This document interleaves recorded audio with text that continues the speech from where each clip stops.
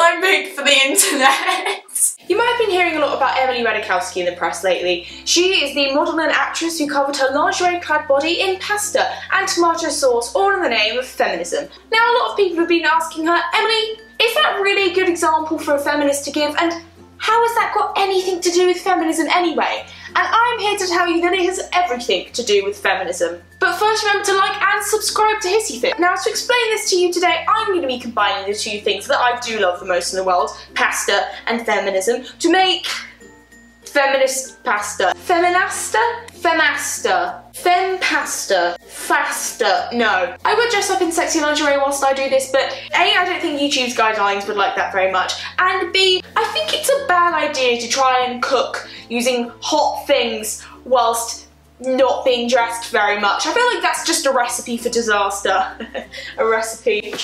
Promote your feminist ideologies in whichever way you feel most comfortable, guys. First of all, grab an onion and chop it down into smaller pieces, just like how I'm going to break down why Emily really is a feminist icon for you today. So, feminism is the advocacy of the social, economic and political equality of the sexes. If you cry whilst cutting the onion, think of it as you crying about how people could possibly have a problem with this statement. Ugh, try and get that shit away from you as quickly as possible. Ugh. So, as Emily says, feminism basically boils down to freedom and choice. Remind this to yourself as you add way too much crushed garlic and way too much olive oil to your chopped onions and then fry them for way too long. Freedom and choice, guys. Freedom and choice. Stir that around a little bit, just like how you're stirring up this patriarchal world with your pasta-based content. Then you're gonna add in 3 cans of chopped tomatoes. This is the main ingredient, just like how the main message of Emily's video is that people should have the freedom and the choice to do whatever it is that makes them happy, and shouldn't have to worry about how their gender will change the way that people perceive these actions. You're then gonna add half a teaspoon of crushed chilies and 2 teaspoons of balsamic vinegar to give your recipe and your point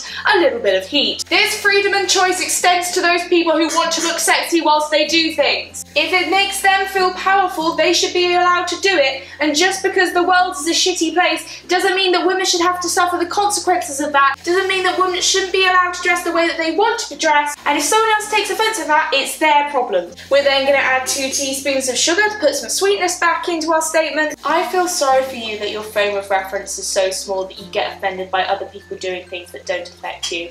No, I don't. Then, for about 45 minutes to an hour, you're going to let that simmer, just like your feelings. In the meantime, we're going to cook some spaghetti. So bring your water to the boil, add your pasta by snapping it in half. Just like how you're going to snap in half all the shitty arguments of men who think that women only ever do things to try and impress them. You think I'm making this pasta for you, bucko? Oh, you got something coming. Once cooked, drain your spaghetti. Hey look, drained. Just like how I feel when I have to explain for the 100th time that as long as people aren't hurting each other, people should be allowed to do what they want. And does the gender really have to influence those choices? And then combine those 2 ingredients together into one final dish. Just like how I'm going to give you one final statement in this video, which is you don't have to dress up in sexy lingerie, you don't have to pour pasta over yourself, and you don't have to go on a photo shoot to be a feminist. What being a feminist and doing things in the name of feminism really is you doing what you want to do and what makes you happy, and not caring about how other people will perceive you doing that thing just because of your gender. And really, at the end of the day, when you are doing something that you want to do,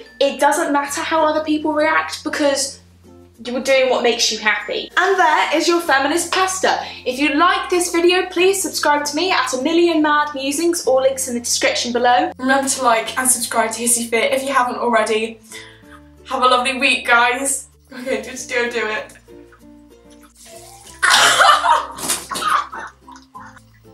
Well, this has been a trip.